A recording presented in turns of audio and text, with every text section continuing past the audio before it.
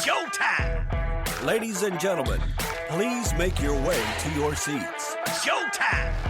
Please make your way to your seats. The show is about to begin. Showtime! Let the magic begin. Black holes glow now. Yes. Yeah, so now we're going to get into this. So this is out of University of Amsterdam. Physicists there, they simulated a black hole in the lab. And this was to test Stephen Hawking's theory that black holes emit radiation, known as, surprise, surprise, Hawking radiation. So what they did was they created an analog of a black hole's event horizon, which is the boundary beyond which events can't affect an observer. So when they did that, surprisingly, their simulated black hole started glowing, which could be indicative of Hawking radiation. And just to get into a little bit, Hawking radiation, it's believed to occur when particle-antiparticle pairs are generated at the event horizon with one particle escaping. And the glow in this experiment only happened when part of the experiment simulated curved space-time due to gravity, which supports the quantum basis of Hawking's theory. I know it's a lot. The breakthrough, what it does is it allows researchers to study elusive black hole properties using lab simulations. So they're able to kind of push their understanding and advance their knowledge. Okay, so we talked about black holes a minute ago, and so the first thing we learn about black holes is light doesn't escape black holes. So how do we detect this glowing radiation? So now, yeah, that's cool. So Hawking, that's a good question. How do we detect it?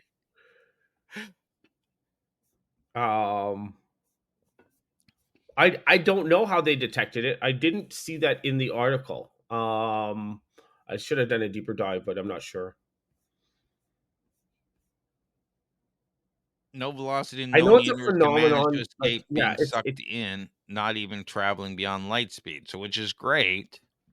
But how do you detect this glow? I guess because it's a simulation in the lab. Yeah, and we can get into that how they simulated that. So what they did was they simulated a black hole in the lab by creating an analog that exhibited some of the key properties of an event horizon. So creating an analog in relation to a black hole creation, what it means by it, you're constructing a system that mimics some of the important properties of a black hole without actually creating a black hole. So just so you know, they haven't actually created a black hole. What they're doing is they're aiming to reproduce some of the features of the black hole, like we just talked about, event horizon and Hawking radiation in a small experimental setup. It's done by manipulating exotic states of matter or engineered devices to imitate gravitational space-time warping. So, for example, using sound waves in a fluid to model an acoustic horizon or laser light, like we were talking about before, in optical fiber, which represents a photonic event horizon. So that's why I wasn't able to answer your question, because they're not actually creating a black hole, right? And so detecting it from a black hole kind of threw me, because I don't know how you would detect that regardless. So, but analog models, what they do is they allow phenomenon like Hawking radiation to be studied in a controlled lab environment versus observing black holes. Now, the thing is it's only replicating limited aspects of a black hole's physics. But what it does is it provides insights on the underlying quantum processes. So we're getting into quantum again. All this stuff, guys, most of the stuff that we talk about future tech that's really advanced, it all is derived or all comes back to quantum properties, quantum mechanics, quantum physics, things like that. So when we're talking about things like this, it does go beyond. You have to, again, and I repeat this every time quantum comes up, but you have to throw out all of your understanding of physics and things like that as you know it today. So what it does, so a black hole analog uses innovative techniques, which we talked about, to mimic black hole behavior in a small system. It doesn't create a black hole, it creates similar effects to the black hole, if that makes sense. Similar properties. Yeah, and it's suggesting that this may be due to some sort of quantum entanglement, like you were mentioning, so that quantum entanglement may not be affected by radiation. By gravity.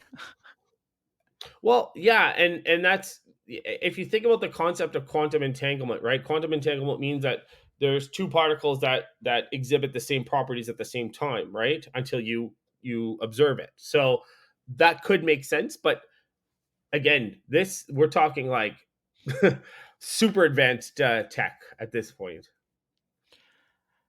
Yeah, so they're talking about, what are some of the potential applications of simulating black holes in labs? And I always like to say that, we talk about simulations and computer models, and computer models they're all wrong, Yeah. but some of them are valuable. So we just have to take a step back. Some people just say, oh, computer models. Well, that was just some guy programming a bunch of stuff into a spreadsheet and running a simulation. Yeah. So, it's great that we can advance stuff, but I'm not 100% sure that the results of everything will be real. But what are some potential applications of this breakthrough? Yeah, this is cool though, because obviously we talked about you could investigate the Hawking radiation properties. So you could develop new detection methods, which could help guide the development of instruments and techniques to detect the Hawking radiation from actual black holes, because there's no way to do it right now, right? So it could validate the existence. Testing the quantum entanglement and information paradoxes. So black hole simulations may allow for testing quantum effects like entanglement across the event horizons, which could provide insights into information paradoxes. So investigating other space-time geometries, so other exotic space-time geometries beyond black holes could be simulated and studied. Developing materials with unique properties. So the extreme gravitational analog environment could potentially lead to these huge breakthroughs of development of materials with novel mechanical, optical, or quantum properties. That's the one that I'm most excited about, because that one is the one that I see as the most practical for us right now, if that makes sense. Like black holes, to me, they're great. They're really interesting. I'd love to be sucked into one. But it's so hard to observe, to measure, to do a whole bunch of things with actual black holes. So by taking the theories of the lab stuff and be able to use that to develop materials, new materials with new types of properties, that's really cool to me. So you talked about the black hole information paradox. What is that? So the black hole, that's a good question. Just so while you're just me this morning after a late night too. So I know I hate to ask these tough questions. I keep you out to midnight. So it's a theoretical problem that's highlighting the apparent contradictions between quantum mechanics and relativity around black holes. So according to quantum mechanics, physical information about the state of a system should never be destroyed. But black holes are predicted to completely evaporate over time. And that's kind of getting into Hawking radiation. So it suggests that any matter or information swallowed by the black hole will be lost forever once the black hole fully evaporates. So the thing is this violates quantum, some sort of quantum thing. I can't remember. On the other hand, general relativity says that information should always be conserved according to the laws of physics. So it contradicts conclusions from quantum theory. So it remains a question of what happens to information swallowed by black holes, right? So it remains a huge mystery of the fundamental of physics, essentially. So it's just another example of how physics is real physics and quantum physics is magic. I knew you were getting there. Yes. All right. So they're simulating black holes. Are they actually trying to create a black hole? And should we be worried about that they're going to destroy all of us because, oops, I just created a black hole and now we're all gone?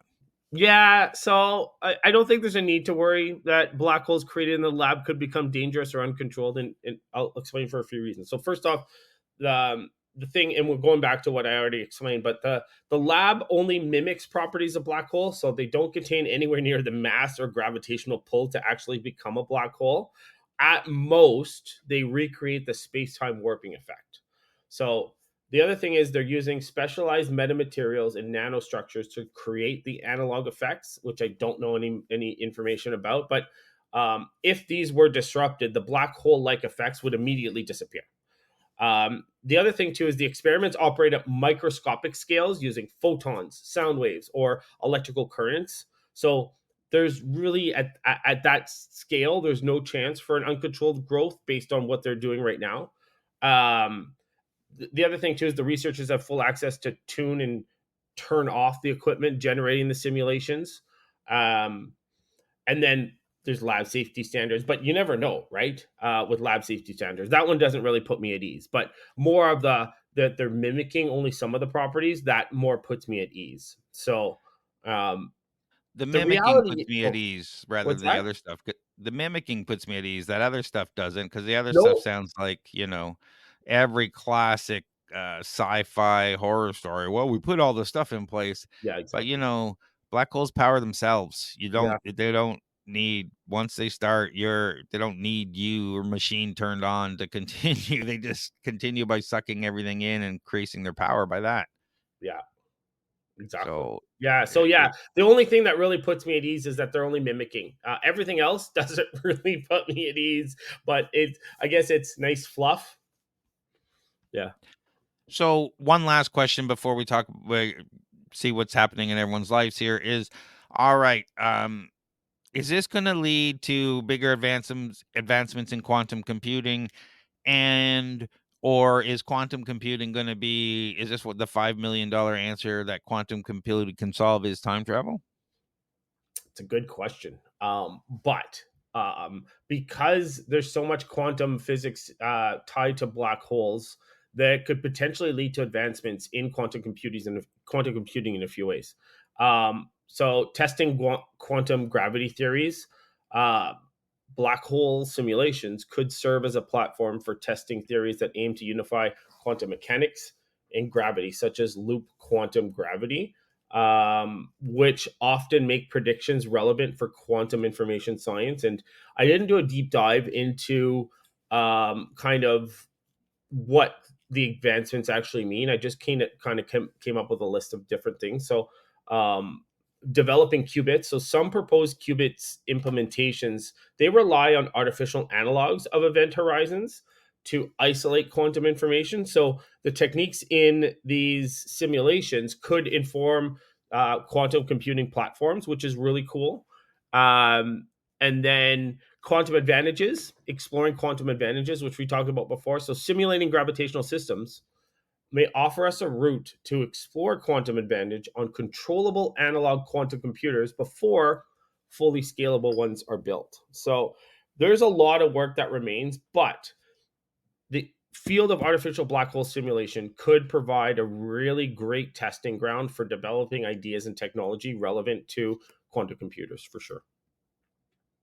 Yeah, and I want to get a couple of Canadian quantum computing Yeah. founders in just to talk about some stuff, like I said, but that might take a month or two to coordinate everything. Any final words on this? I mean, this is really cool. I'm just curious as to where we're going. Yeah, no real thoughts. These are really advanced concepts, and that's why I didn't have as many of the answers that I normally have, because when we're talking this advanced kind of tech, it's a lot to grasp. Especially me just being a software engineer and not a quantum physicist. But I think there's some really cool technology. Again, most of this stuff is theoretical except for the reverse microwave, but a lot of the stuff we talk about is theoretical, guys. So there's really not much that is proven yet. Think about, for those of you that think about the Big Bang Theory. the work that Sheldon does. It's all theoretical work, right? So it's the stuff that we talk about is stuff like that. Thanks for all the information. We know that you work with tech companies to help them get government funding and navigate the fun world of being a startup here in Canada. Anything you want to add to that, and where can people go find out more if they have questions about, funding and want to talk to you? Yeah, thanks. Yeah, send me a message on LinkedIn. Find me on LinkedIn. Very easy. John Irwin, no H. And I'm happy to have a discussion. Happy Craig and I work very closely together. So if there's something that I feel Craig might work better with you on, I'll definitely pass them your way. But if you have any questions on non-dilutive government funding, hiring grants, training grants, SHRED, any tax credits or any kind of grants, feel free to reach out to me. And if any of you listening, the audio or video is breaking up, we do separate local recordings. It takes a while to come out, but the audio will be pushed out on the podcast. We push it out. We're about 2 weeks behind when the podcasts come out. We're just from the timeline point of view, but we'll get great audio and stuff there. Check out all of our stuff. We help entrepreneurs. We do events. We were just talking about last night. We were at Startup Drinks TO. We were at CIX after party. We had 100 people out. There was about 20 investors in the room. It was a great time. It's open pitch, open bar. Check out startupdrinksto.com. The next one will be April 25th, and that'll be posted by the time you're seeing this. I work with startups all the time. If you're stuck in your business and you don't know where to go and you want to move forward and you're frustrated, book a discovery call. Go to startupcoach.ca. It's absolutely free. We can chat about how I can help you and how to get unstuck and actually turn your business into a profitable, successful, and a happy place for you to work. Check all our stuff at TorontoStarts.com. Thanks for watching us today. Wow, that was amazing. And it's all over, just like that. See you later, alligator.